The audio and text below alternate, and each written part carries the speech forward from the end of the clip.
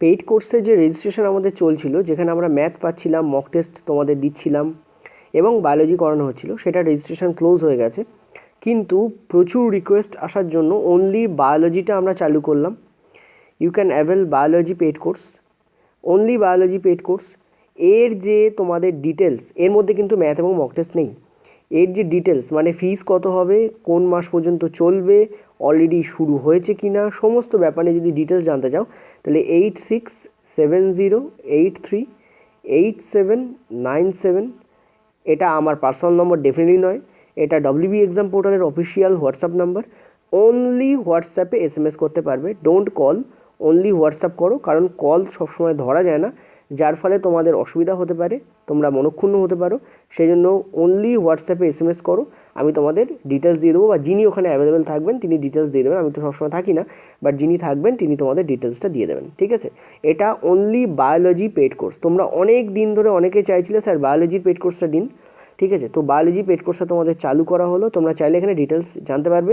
কমেন্টে কেউ ফিজ নিয়ে জিজ্ঞেস করবে না, কারণ সেটা বলা হবে না। কেবলমাত্র ডিটেলস যদি তোমাকে জানতে হয়, এই হোয়াটসঅ্যাপ নাম্বারে তুমি হোয়াটসঅ্যাপ করলে বায়োলজি পেড কোর্সের ডিটেলস তুমি জেনে যাবে। এর মধ্যে ম্যাথ এবং মক টেস্ট কোনোটাই নেই, অনলি বায়োলজি আছে, ঠিক আছে? Hello students, welcome to WB exam portal. Railway free practice ব্যাচে তোমাদের স্বাগত জানাই। আমরা কিন্তু মক টেস্ট আলোচনা করছি, আর মক টেস্টের মাঝে মাঝে আমরা কি করছি, যে চ্যাপ্টার নিয়ে মক টেস্ট হচ্ছে তার বেসিকটা জেনে নিচ্ছি। তো এখন আমাদের বেসিক জানা চলছে।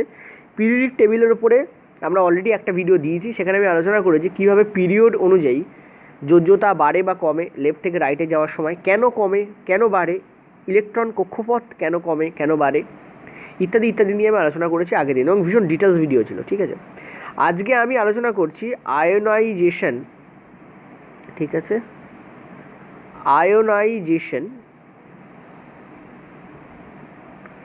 আয়োনাইজেশন এনার্জি নিয়ে। দেখো, যদি তুমি NCERT খোলো বা কারো কাছে যদি মঞ্জিত করে লক্ষ্মণ সিংয়ের বই থাকে, তোমরা দেখবে আয়োনাইজেশন এনার্জি নিয়ে কোনো এক্সট্রা পার্ট ওখানে নেই। অথচ রেলে বিগত বছরে আয়োনাইজেশন এনার্জির ওপরে টাফ প্রশ্ন পড়েছে, ঠিক আছে? যদি হিন্দি PDF দেখে থাকো দেখবে একটা দুটো শিফটে, খুব বেশি শিফটে তো ডেফিনেটলি পড়েনি, কারণ যেহেতু NCERT পার্টের বাইরে ওরা দেওয়ার সাহস করেনি খুব বেশি, বাট পড়েছে।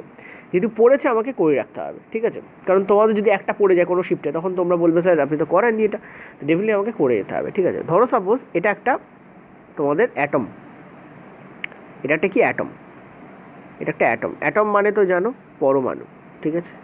আর যেহেতু আমি কালো স্ক্রিন ইউজ করছি, তোমরা স্ক্রিনের রেজলিউশনটা একটু বাড়িয়ে নাও। আর এই পরমাণুর মাঝখানে কী থাকে, নিউক্লিয়াস থাকে। এবার আমরা জানি নিউক্লিয়াস পজিটিভ চার্জযুক্ত হয়, ইয়েস, সবাই জানি আমরা যে নিউক্লিয়াস পজিটিভ চার্জযুক্ত হয়। আর নিউক্লিয়াসের চারপাশে, ঠিক আছে, নিউক্লিয়াসের চারপাশে ঘোরেকে ইলেকট্রন ঘোরে, এবং ইলেকট্রন নেগেটিভ চার্জযুক্ত হয়। আর আমরা এটাও জানি, কি জানি, যে এই ইলেকট্রন কিন্তু একটা অ্যাট্রাকশন থাকে, অর্থাৎ নিউক্লিয়াস ইলেকট্রনকে একটা আকর্ষণ বল দ্বারা কি থাকে, আটকে রাখে। এই আকর্ষণ বলের ফর্মুলা যদি জানতে চাও, সেটা হচ্ছে যে ফোর্স কাজ করে এখানে, চলো এখানে আমি অন্য কালে দিয়ে লিখছি, যে ফোর্স কাজ করে সেটা হচ্ছে কনস্ট্যান্ট থাকে একটা K, Q1 × Q2 বাই তোমাদের R²। আর হচ্ছে এখানে এই যে ডিস্ট্যান্সটা, এটা তো একটা বৃত্ত, তো এই যে ডিস্ট্যান্স এটাকে আমরা বলছি R। এখানে ডিস্ট্যান্সই হচ্ছে তোমাদের R। Q1 কি, Q1 হচ্ছে প্রথম যে চার্জ, সেটা হচ্ছে নিউক্লিয়াসের চার্জ, যেটা কিনা প্লাস হয়। আর Q2 হচ্ছে তোমাদের ইলেকট্রনের চার্জ। দুটো চার্জ আছে এখানে, ডেফিনেটলি নিউক্লিয়াসের প্লাস, ইলেকট্রনের মাইনাস। তো দুটো চার্জ আছে, দুটো চার্জের মধ্যে যে ক্রিয়া প্রতিক্রিয়া চলবে সেটা হচ্ছে Q1 Q2 দিয়ে ডিনোট করা হয়। কে হচ্ছে ধ্রুবক বা কনস্ট্যান্ট, আর নিচে হচ্ছে তোমাদের R² মানে ডিস্ট্যান্স। প্রথম চার্জ থেকে দ্বিতীয় চার্জের মধ্যে ডিস্ট্যান্স তার স্কোয়ার হয়, ঠিক আছে? এই হচ্ছে তোমাদের এখানে যে শক্তি কাজ করছে, এটাকে কী শক্তি বলা হয় যদি মানে কেউ জিজ্ঞেস করে বা পরীক্ষার সময় যদি পড়ে, এটাকে বলা হয় ইলেকট্রোস্ট্যাটিক ফোর্স, ঠিক আছে? যে শক্তিটা এখানে আমি কথা বলছি, যে শক্তি দিয়ে নিউক্লিয়াস ইলেকট্রনকে আকর্ষণ করে, সেটা হচ্ছে ইলেকট্রোস্ট্যাটিক্স, ঠিক আছে? দাঁড়া, statics, don't know what happens, electrostatics force, ঠিক আছে? তাকে আমরা কি বলি, আমরা বলি ইলেকট্রোস্ট্যাটিক্স ফোর্স, ওকে? এই যে ইলেকট্রোস্ট্যাটিক্স ফোর্স, এই ফোর্সের যে ফর্মুলা সেটা হচ্ছে এইটা, সেটা হচ্ছে এইটা কি, K × Q1 × Q2 by R², ঠিক আছে? আচ্ছা, এটা তো গেল ফোর্স, ওকে? এবার দেখো যদি এই ইলেকট্রনটাকে বাইরে বের করার দরকার পড়ে, মানে ধরো আমি চাইছি ইলেকট্রনটাকে বাইরে বের করব, তাহলে বাইরে বের করার জন্য আমার তো শক্তি প্রয়োজন। ধরো একটা তক্তার গায়ে পেরেক মারা আছে, তাই তুমি তো পেরেকটাকে টানবে, তবেই তো পেরেকটা তক্তা থেকে খুলে আসবে। এবং হয়তো অনেক সময় দৈহিক বলে কাজ করে না, তখন আমরা রিমুভার ব্যবহার করি, এক ধরনের হাতুড়ি ব্যবহার করি, যেটা দিয়ে টান মারলে পেরেকটা বেরিয়ে যায়, তাই না? ওকে, তো আমরা দেখতেই পাচ্ছি ক্লিয়ারলি যে এই ইলেকট্রনটা নিউক্লিয়াস ধরে রেখেছে। নিউক্লিয়াস বলছে আমার প্রপার্টি, ইলেকট্রন তার প্রপার্টি, তাই না? ও হচ্ছে মালিক, ওর প্রপার্টি। ও কী করছে? ও ইলেকট্রনটাকে ধরে রেখেছে। তাহলে ইলেকট্রনটাকে যখন আমরা বার করব তখন আমাদের শক্তি প্রয়োজন হবে কি হবে না বলো? Definitely we need energy. তখন আচ্ছা চলো, খুবই বাজে হাত লেখা হচ্ছে, বাট কনসেপ্ট তো ক্লিয়ার হচ্ছে। বার করার জন্য, ঠিক আছে, বার করার জন্য আমাদের শক্তি প্রয়োগ করতে হবে, প্রয়োগ করতে হবে। এই যে শক্তি প্রয়োগ করছি একেই বলা হয় আয়নাইজেশন এনার্জি, ঠিক আছে? এই যে শক্তি বললাম না, এই যে শক্তি, এই শক্তিকেই কি বলা হয়? Ionisation energy. বলো বুঝলে কি বুঝলে বলো? এই শক্তিকে আমরা কি বলি? Ionisation energy. ক্লিয়ার হয়েছে? বার করার জন্য যে শক্তি প্রয়োগ করতে হয় তাকে আমরা বলি আয়নাইজেশন এনার্জি। এবার এটা যে কোনো অ্যাটমের ওপর কাজ করা হয় না। যে কোনো অ্যাটমের ওপর এটা, মানে যখন কোনো প্রয়োগ হয় তখন নির্দিষ্ট একটা শ্রেণীর ব্যাপারের ওপরই প্রয়োগ হয়। এখানে যে অ্যাটম নেওয়া হয় সেটা হচ্ছে এক, তো সেটা আইসোলেটেড থাকে,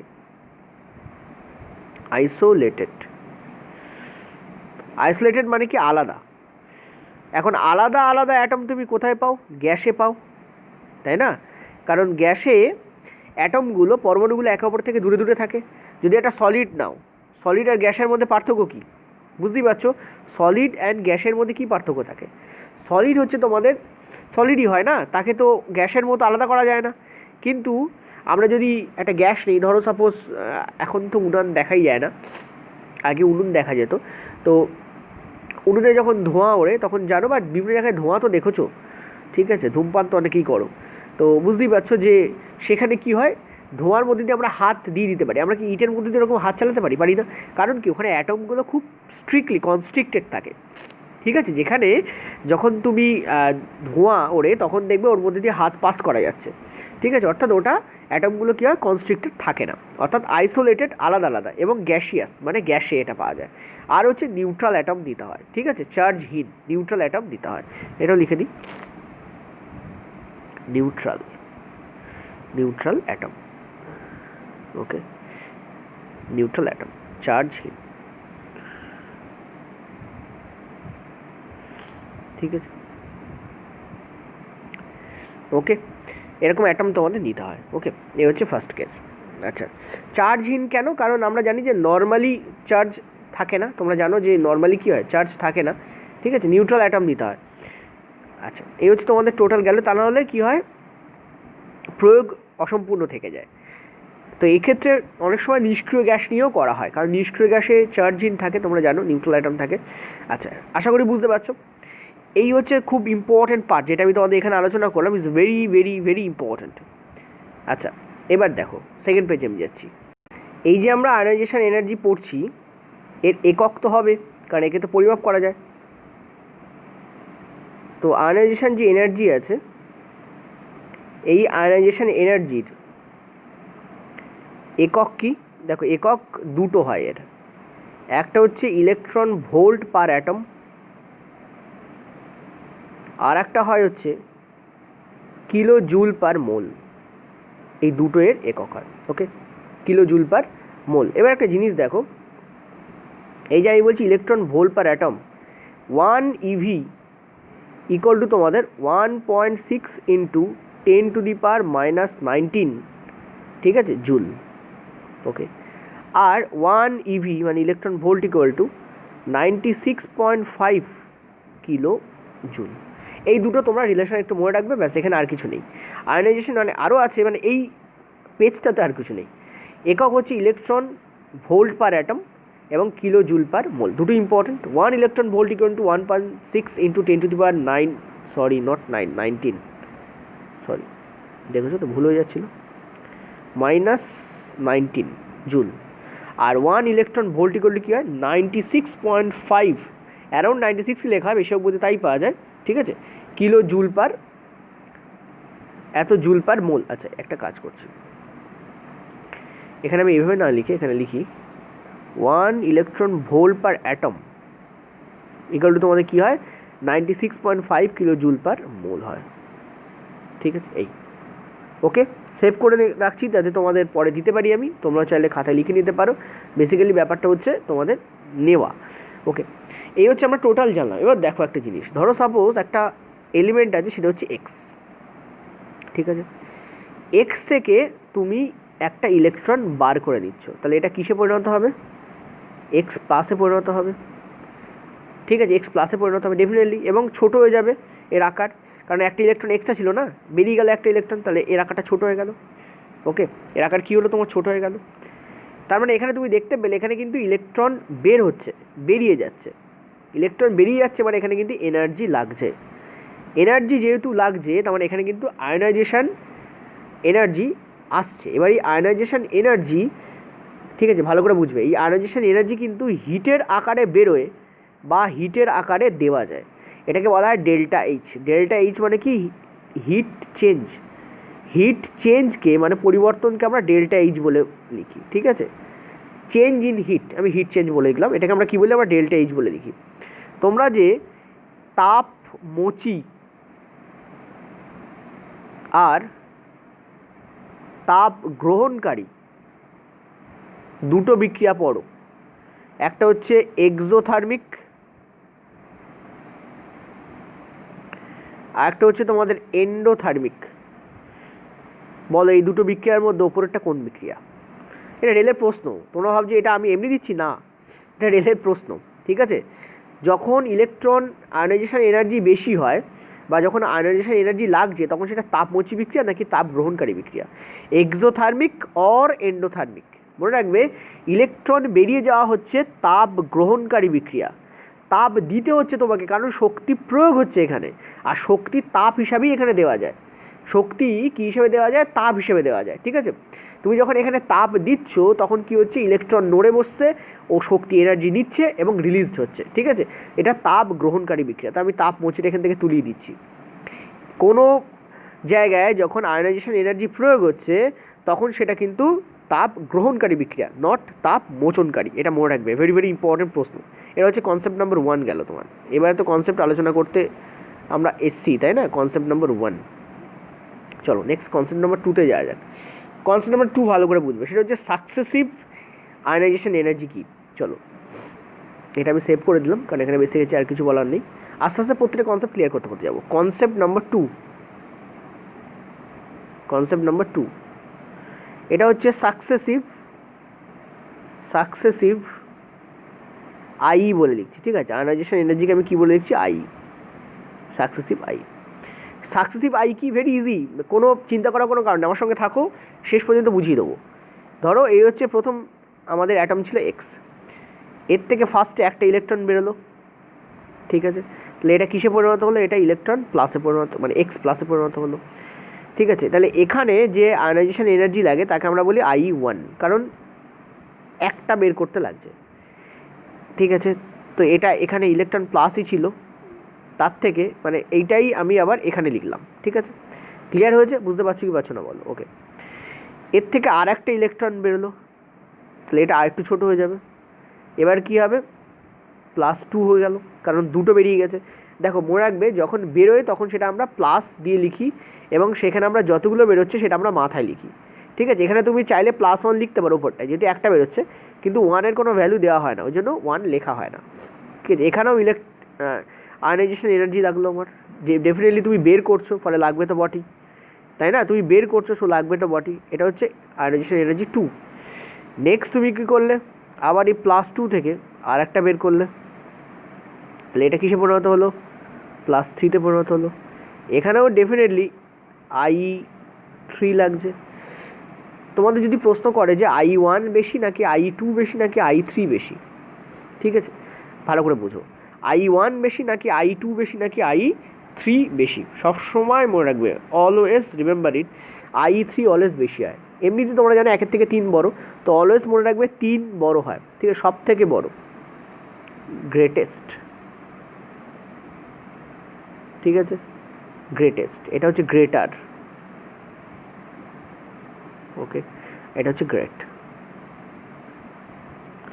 ওকে। এবার যদি নিচে এত ভাষা দিয়ে না লিখে যদি নর্মালি লিখি তাহলে আমরা কি বুঝবো? 1 লেস দ্যান 2 লেস দ্যান 3, 1 মানে এই 1, 2 মানে এই 2, 3 মানে এই 3, ঠিক আছে। অর্থাৎ আয়োনাইজেশন এনার্জি 1 ছোটো হবে 2 এর থেকে, মানে কম হবে এখানে, আর আয়োনাইজেশন 2 এনার্জি 2 কম হবে 3 এর থেকে, ঠিক আছে। ডেফিনেটলি 3 বড় হবে, এটা মনে রাখবে, অলওয়েজ মনে রাখবে, এটা ভেরি ভেরি ইম্পর্টেন্ট।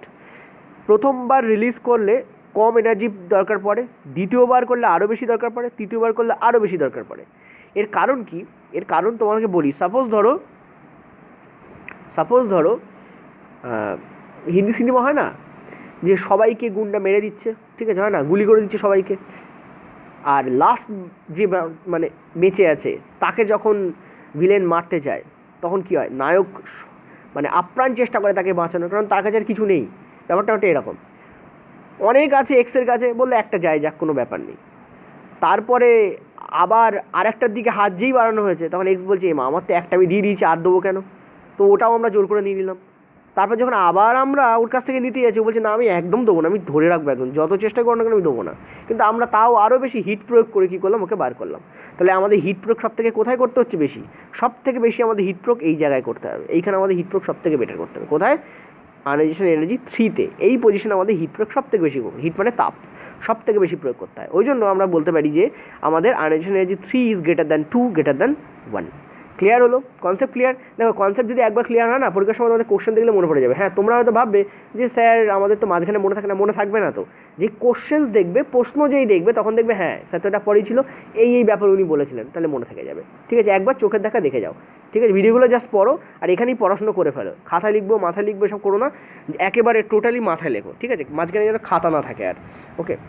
আচ্ছা, এটা হচ্ছে খুব ইম্পর্টেন্ট কনসেপ্ট, তোমাদের আলোচনা করলাম। এবার দেখো ফ্যাক্টরস দ্যাট রিকোয়ার্ড, ঠিক আছে, বা or that controls the ionization energy. ফ্যাক্টরগুলো কী কী যেগুলো আয়োনাইজেশন এনার্জিকে কন্ট্রোল করে? What are the factors are there? মূলত 4টে ফ্যাক্টর আছে সেখানে। ফার্স্ট যেটা ফ্যাক্টর বা যেটা কন্ডিশন বা শর্ত বলতে পারো, যেটা এই আয়োনাইজেশন এনার্জিকে তোমাদের বলতে পারো কন্ট্রোল করে, সেটা ফার্স্ট ফ্যাক্টর হচ্ছে তোমাদেরকে অ্যাটমিক সাইজ। বলো অ্যাটমিক সাইজ পিরিয়ড অনুযায়ী কোন দিক থেকে কোন দিকে বাড়ে বা কমে? আমরা সবাই জানি যে অ্যাটমিক সাইজ পিরিয়ড অনুযায়ী কী হয়? লেফট থেকে রাইটে কমতে থাকে। তবে নিষ্ক্রিয় গ্যাসের ক্ষেত্রে সব থেকে বেশি হয়। আগের দিন তোমাদের পড়িয়েছি, তাই না?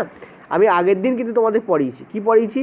যে অ্যাটমিক সাইজ সব থেকে বেশি হয়, যেমন সোডিয়াম যদি বলো, সোডিয়াম সব থেকে বেশি হবে, আর ক্লোরিনে সব থেকে কম হবে। তারপর যদি যাও আর্গনে কিন্তু ব্যাপক বেড়ে যায়, ঠিক আছে। এটা কেন হয় আমি তোমাদের বলেওছি। আচ্ছা, এবার একটা জিনিস দেখো, মনে রাখবে অ্যাটমিক সাইজের সঙ্গে আয়োনাইজেশন এনার্জির যে সম্পর্ক হয় সেটা হয় ব্যাসনুপাতিক।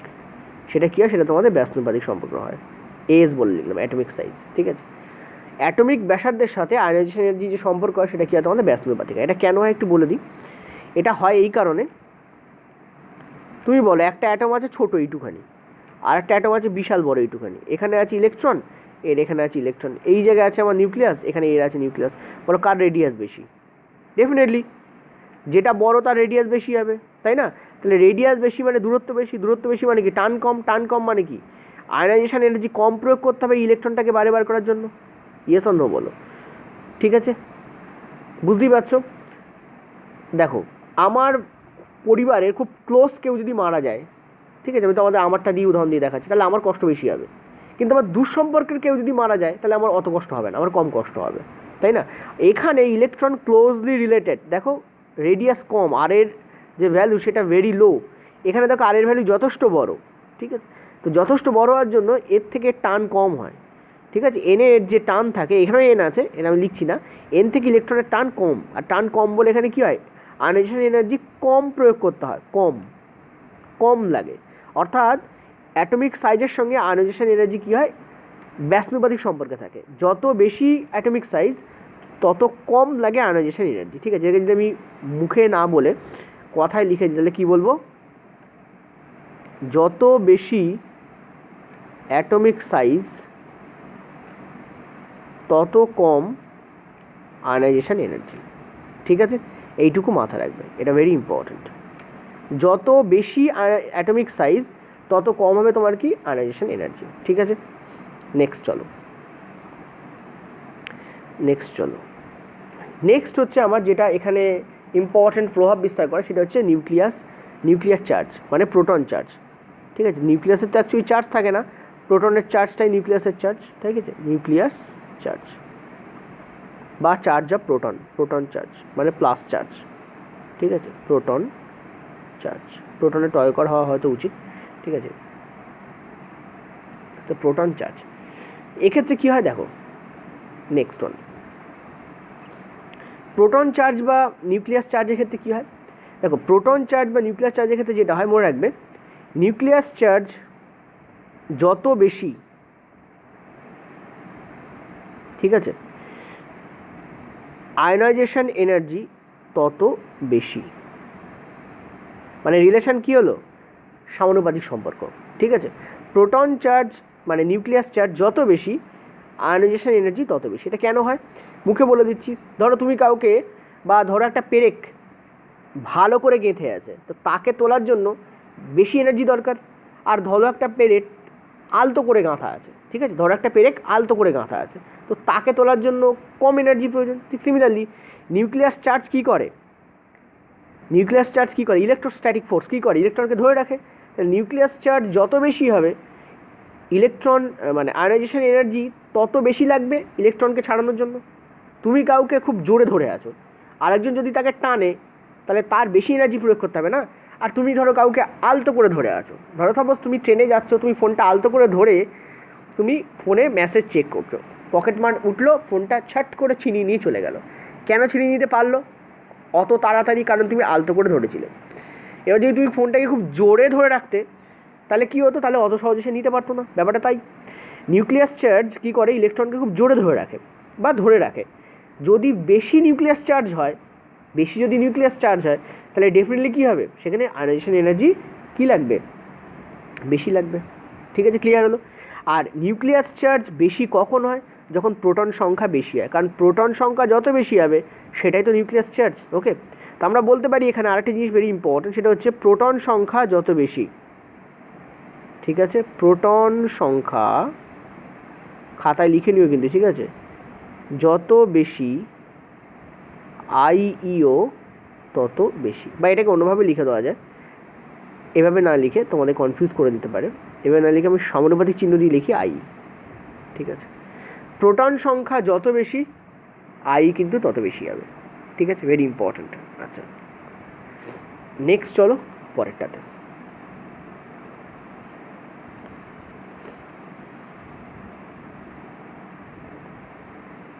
দেখো, থার্ড যে ফ্যাক্টর কাজ করে, যেটা বড্ড বেশি ইম্পর্ট্যান্ট, ঠিক আছে, সেটা হচ্ছে ইলেকট্রনিক কনফিগুরেশন। ইলেকট্রনিক কি কনফিগুরেশন মানে ইলেকট্রন সজ্জা, সোজা কথা বলতে। ইংরেজি থেকে ভয় পাওয়ার কোনো কারণ নেই। ইলেকট্রন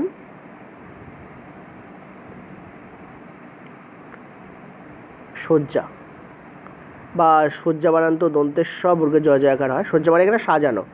আমি যে সজ্জাটা লিখেছি ওটা হচ্ছে বিছানা হয় ওর ইংরাজি। ঠিক আছে, সজ্জা প্রস্তুত করো মা, আমি শোবো, অনেকটা এরকম। তো এটা হচ্ছে সেই সজ্জা নয়, এটা হচ্ছে ইলেকট্রন সজ্জা। ঠিক আছে, মজ্জা নয়, সজ্জা। দেখো, ইলেকট্রন সজ্জা ভেরি ভেরি ইম্পর্ট্যান্ট। আর ইলেকট্রন সজ্জার ক্ষেত্রে ওই KLMN শেল অনুযায়ী হবে না, এখানে তোমাদের করতে হবে যেটা, সেটা হচ্ছে সাব শেল অনুযায়ী করতে হবে। মানে PDFS এই শেল অনুযায়ী করতে হবে। মনে আছে তো, 1s2, 2s2, 2p6। ঠিক আছে, আশা করি বুঝতে পারছো, একদম পরিষ্কার। ওই অনুযায়ী কিন্তু আমাদের করতে হবে, পয়েন্ট টু বি নোটেড। দেখো, এবার মনে রাখবে, ইলেকট্রন সজ্জার ক্ষেত্রে half field and full field, অর্থাৎ পুরোটা ভর্তি, এটা হচ্ছে পুরো ভর্তি, এটা হচ্ছে অর্ধেক ভর্তি।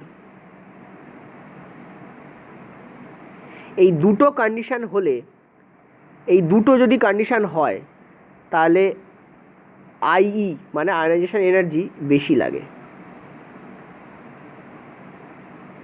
বেশি লাগে মানে ভালো বেশি লাগে। যারা বুঝতে পারছো না যে হাফ ফিল্ড আর ফুল ফিল্ড কী, তাদের জন্য বলবো নিচে দেখো কমেন্ট বক্সে 30 এলিমেন্টের ইলেকট্রন কনফিগুরেশন বা ইলেকট্রন সজ্জা বলে লিঙ্ক রয়েছে, ঠিক আছে, ওটা দেখে নাও।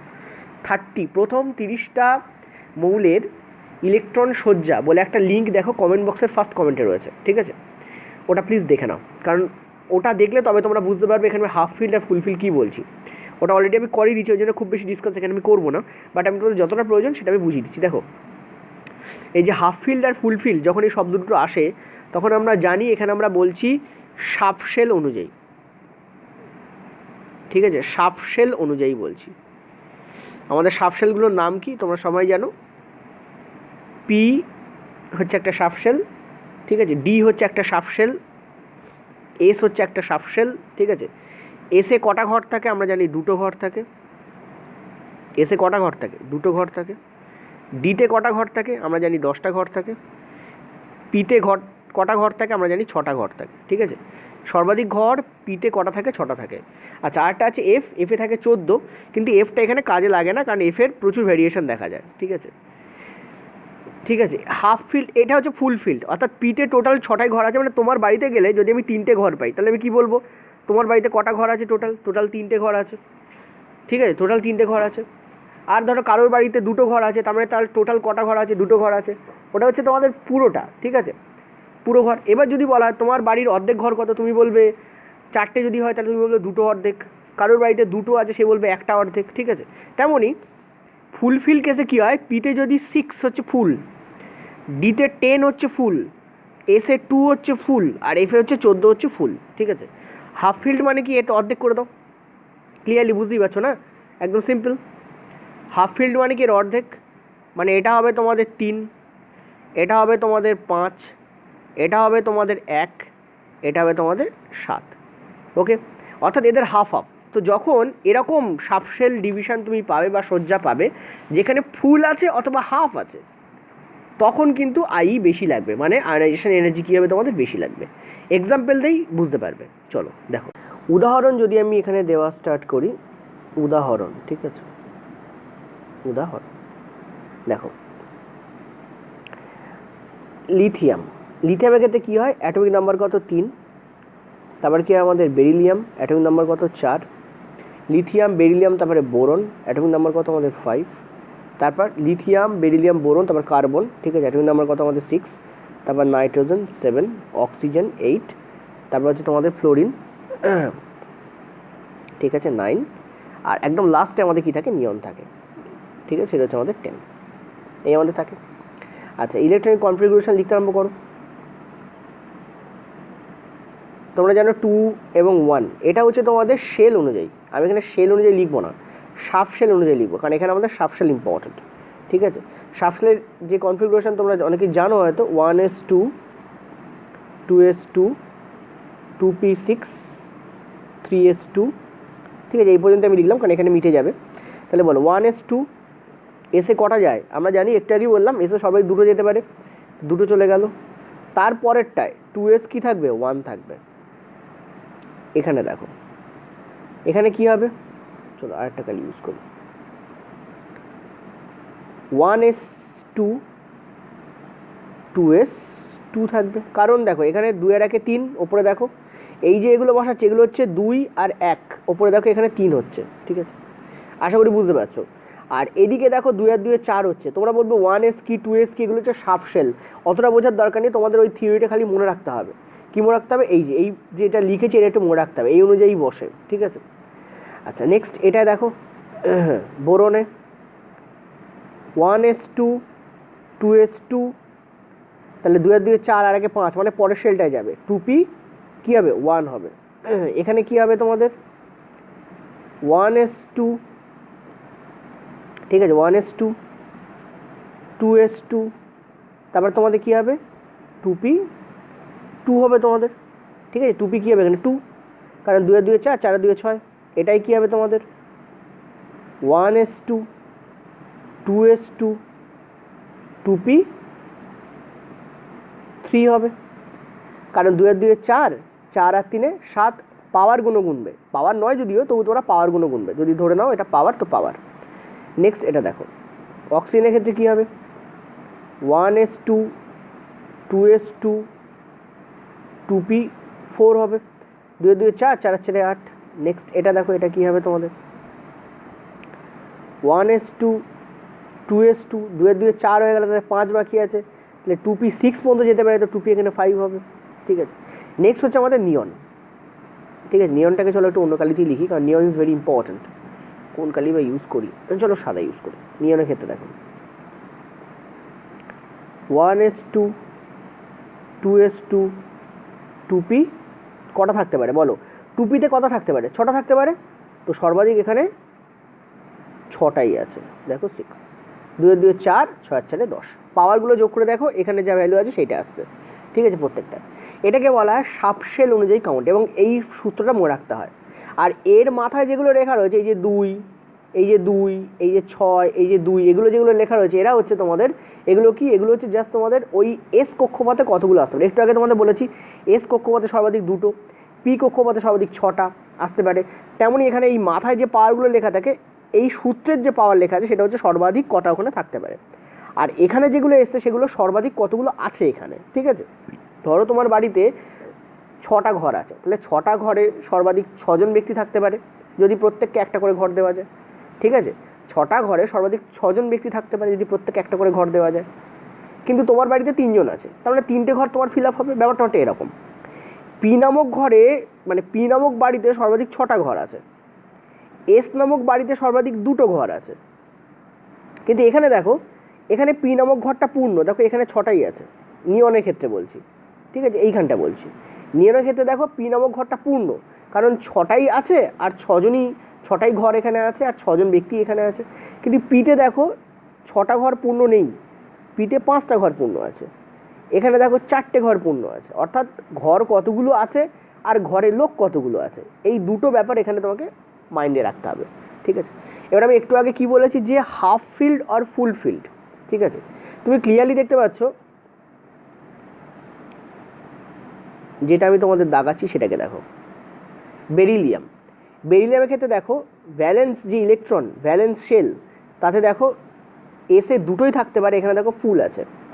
ঠিক আছে, আর একটাতে দেখো কোথায় কোথায়, ইয়েস নাইট্রোজেন, নাইট্রোজেনকে দেখো পিতে 6টা থাকতে পারে, দেখো হাফ আছে। আর একটা দেখো নিয়ন, পিতে 6টা থাকতে পারে, দেখো 6টাই আছে। ঠিক আছে, পিতে 6টা থাকতে পারে, দেখো 6টাই আছে। ওকে, তো এখানে তোমাদের মনে রাখতে হবে বেরিলিয়ামের যথেষ্ট বেশি হবে। ঠিক আছে, বেরিলিয়ামে কী হবে, যথেষ্ট বেশি হবে। বেরিলিয়ামের থেকেও বেশি হবে কার, বেরিলিয়ামের থেকেও বেশি হবে তোমাদের নাইট্রোজেনের, নাইট্রোজেনের থেকেও কার বেশি হবে, নিয়নের। ঠিক আছে, আর বাকিরা তো সব কম কম, কারণ বাকিদের কারোরই হাফ বা ফুলফিল নেই। ঠিক আছে, আশা করি বুঝতে পারলে। প্রথমে বেরিলিয়াম যাবে, তার পরে বড় কে হবে তোমাদের নাইট্রোজেন, তারপরে বড় কে হবে তোমাদের নিয়ন, আর বাকিরা সব কম কম। ঠিক আছে, বাকিদের সব কী হবে তোমাদের কম কম হবে। ওকে, আশা করি বুঝতে পারছো। তো এই হচ্ছে তোমাদের এখানে অ্যারেঞ্জমেন্ট হবে। যদি বলে যে বেরিলিয়াম থেকে নিয়নে আয়নিক এনার্জি, আমি যখন তোমাদের এমসিকিউ দেবো তখন এই পার্ট কাজে লাগবে, কিন্তু মনে রাখবে আমি বারবার বলি যারা আমার ডিটেলস ক্লাস না দেখে এমসিকিউ করতে যাও তাদের অসুবিধা হয়। ঠিক আছে, তাদের অসুবিধা হবেই হবে, হতে বাধ্য, কারণ এগুলো হচ্ছে ডিটেলসের ব্যাপার, এগুলো কোনো ছেলে খেলার ব্যাপার নয়। আমি সাবশেল নিয়ে আলোচনা করছি। ঠিক আছে, তো এগুলো হচ্ছে বেসিক অফ কেমিস্ট্রি, তুমি যদি সেটাই না ভালো করে জানো তুমি কী করে এমসিকিউ মানে পারফর্ম করবে। ঠিক আছে, আশা করি বুঝতে পারছো। তো এখানে তোমাদের বেরিলিয়াম, তারপরে হচ্ছে তোমাদের নাইট্রোজেন, তারপরে তোমাদের নিয়ন। মনে রাখবে আয়োনাইজেশন এনার্জি সব থেকে বেশি হয় কিন্তু যে তোমাদের নিষ্ক্রিয় মৌলগুলো আছে তাদের। ঠিক আছে, আয়োনাইজেশন এনার্জি সব থেকে বেশি কাদের হয়, নিষ্ক্রিয় মৌলগুলো আছে তাদের। অ্যাকচুয়ালি কী হয়, আমার মুখে বাংলা টার্মের বদলে ইংরেজি টার্ম চলে আসে, এবার আমি সেটাকে ট্রান্সলেট করে তোমাদের বলি, ওই জন্য মাঝে মাঝে থামতে হয় আমার। ঠিক আছে, ওকে, কনফার্ম বুঝতে পারছো আশা করি। আচ্ছা, এই হচ্ছে তোমাদের ব্যাপার। তাহলে এখানে সব থেকে বেশি কার হবে, এটা হচ্ছে পিরিয়ড নম্বর 2, পিরিয়ড নম্বর 2, পিরিয়ড নম্বর 2তে আয়োনাইজেশন এনার্জি সব থেকে কার হবে, নিয়নের কিন্তু সব থেকে বেশি হবে। আচ্ছা, ওকে, এই হচ্ছে তোমাদের গেল, আমি আলোচনা করলাম কেন হাফ ফিল্ড আর ফুল ফিল্ড বলছি। এবার একটা জিনিস দেখো, তোমাদের খুব ইম্পর্টেন্ট পয়েন্ট দুটো মনে রাখতে হবে। আয়নাইজেশন এনার্জি সব থেকে বেশি হয় হিলিয়ামের, সব থেকে বেশি কার হয়? হিলিয়ামের। কারণ এক হিলিয়াম একটা নিষ্ক্রিয় গ্যাস, ঠিক আছে। দ্বিতীয় কথা, এই যদি সাবশেল দেখো তাহলে 2s2 হয়, ঠিক আছে। হিলিয়ামের যে সাবশেল অনুযায়ী গঠন কি হয়? 2s2। দেখো এস ফিল আপ আছে, এস কি আছে? ফিল আপ আছে, আর এটা নিষ্ক্রিয় গ্যাস। তো ডেফিনেটলি আয়নাইজেশন এনার্জি সারা পিরিয়ড টেবিলে হিলিয়ামের সব থেকে বেশি হবে। Next, ionisation energy according to NCERT এগুলো লিখছি, ঠিক আছে। সব থেকে কম কার হয়? সিজিএমের। সব থেকে কম হয় কার? সিজিএমের। এর তলায় ফ্রান্সিয়াম থাকে, কিন্তু ফ্রান্সিয়াম যদি রেডিও অ্যাক্টিভ ধরা হয় না। সব থেকে কম কার হয়? সিজিএমের। এই দুটো পয়েন্ট একটু মনে রাখবে, ভেরি ভেরি ইম্পর্টেন্ট। এনসিআরটিতে কিন্তু এটা আছে, পড়তে পারে, ঠিক আছে। এবার একটা জিনিস দেখো, যেটা তোমাদের জন্য, যার জন্য তোমরা অপেক্ষা করছো, যেটা আমিও বলবো, সেটা হচ্ছে পিরিয়ড অনুযায়ী। আমি তো এখনও গ্রুপ পড়াইনি, তো গ্রুপে বলছি না, পিরিয়ড অনুযায়ী বলে দিচ্ছি। গ্রুপ যখন পড়াবো তখন বলে দেবো। পিরিয়ড অনুযায়ী লেফট থেকে রাইটে, লেফট টু রাইট, বাম থেকে ডানে, ঠিক আছে। লেফট টু রাইট, বাম থেকে ডানে আয়নাইজেশন এনার্জি কী হয়? তোমাদের বাড়তে থাকে। কী হয়? বৃদ্ধি পায়, বৃদ্ধি বৃদ্ধি পায়।